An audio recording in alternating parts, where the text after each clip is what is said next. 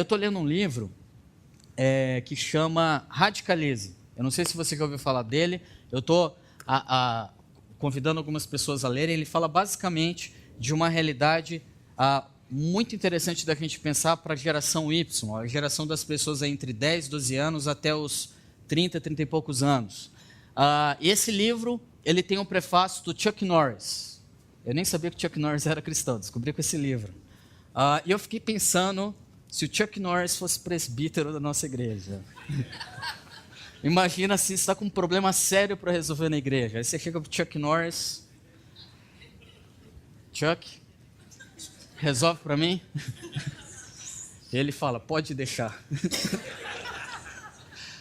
O Chuck Norris introduz 2 adolescentes, o Alex e o Brett Harris, 2 irmãos gêmeos, rendidos a Jesus e ao Evangelho, que falam assim, gente, a gente precisa radicalizar.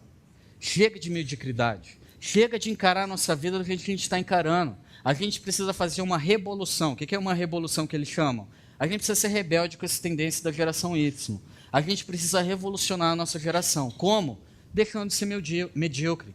E aí eles começam a falar o seguinte, que esse negócio de adolescente, primeiro, começou lá por volta da Segunda Guerra Mundial, com os direitos das crianças e dos adolescentes, e começou a se tornar um negócio tão intenso que basicamente o que a gente é ensinado, seja verbalizado ou não, que você chega nos 11, 12 anos, você pode dar uma pausa na sua vida, e aí você pode errar o quanto que você quiser, você tem tempo para desfrutar da vida, fica aí horas jogando videogame, fazendo o que você bem entende, aproveita, e você dá uma pausa na sua vida, você não precisa ter responsabilidade,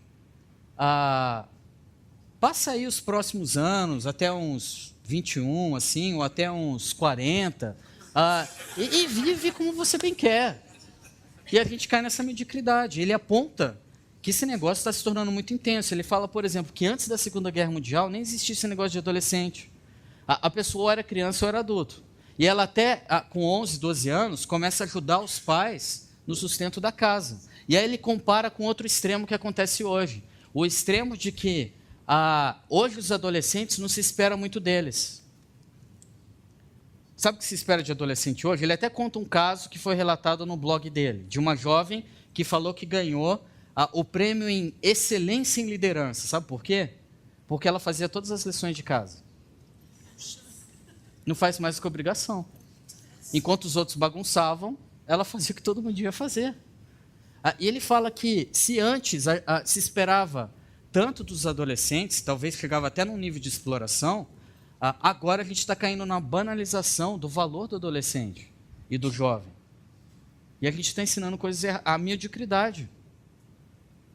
O que a gente, às vezes, espera de um adolescente é que ele forre a cama. E se ele forra a cama, ele é até recompensado. E eles começam a trabalhar um pouco disso. Você pode ler o livro depois. Mas eu percebo quanto esse negócio envolve a gente, às vezes até mesmo dentro da igreja. E não é só com essa geração, não. Essa geração está influenciando as mais velhas, às vezes.